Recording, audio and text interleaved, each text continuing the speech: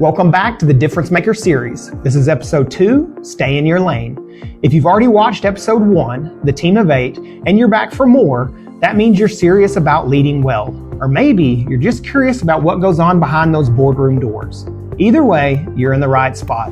My name's Glenn Hill. I'm a school superintendent. I've been working on my doctorate and dissertation, which is focused on school boards and how they actually function. Spoiler alert, it's kind of messy sometimes, but with the right mindset, it's powerful. Today's topic is one of the most important and most overlooked challenges for any new board member. Stay in your lane. We run for the board because we care. And when you care, it's natural to want to fix things. You hear something at church or at the grocery store and think, I better go see what's going on. But caring doesn't mean handling it yourself. You're a board member now. That means you're flying at 50,000 feet. You're up where vision lives, policy lives, strategic direction lives. And when you drop to 5,000 feet to deal with hallway drama, you don't just hit turbulence, you start crashing into trust, relationships, and roles. Let me give you a real example I've seen, not in my district, but close. A board member, heart in the right place, reaches out to a teacher to ask, hey, how do you really feel about your principal? And now we've got a problem because what you intended as helpful listening came across as backdoor auditing. That teacher's now in an awkward spot. The principal's authority is undermined and the board just sent the message, we don't follow our own chain of command. It's not about intent, it's about impact.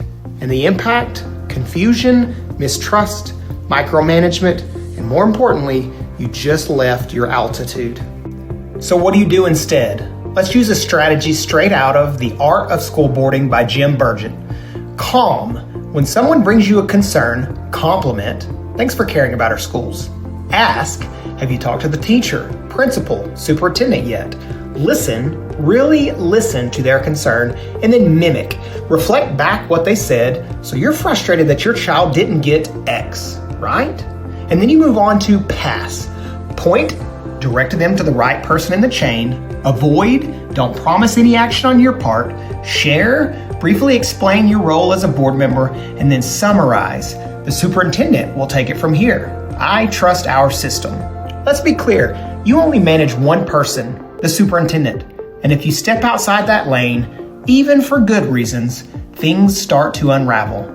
Now, not only that, you'll burn out because when you become the board member who handles complaints, the calls never stop. You're too valuable to be stuck in the weeds. Know your chain of command, know your policy, and trust your team. If someone brings up a staff issue, direct it to the principal. If it's a building issue, talk to the superintendent. If it's persistent, talk with, not about, your superintendent. And if it's a larger cultural issue, suggest a climate survey.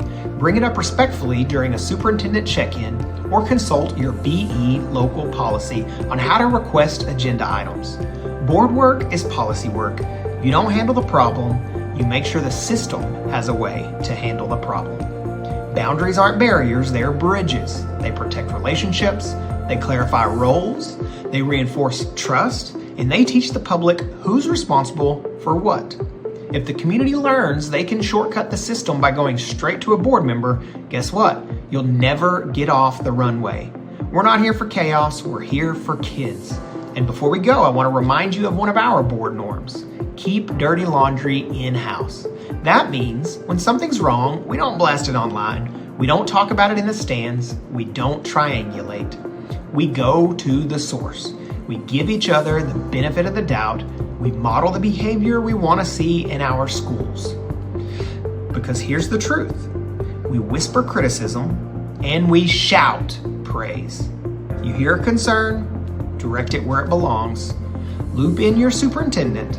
Stay at 50,000 feet. That's leadership. That's professionalism. That's the kind of board member your district deserves. Stay in your lane, fly at 50,000 feet, and lead like every kid's watching, because they are. Thanks for showing up, thanks for serving, now let's go lead together.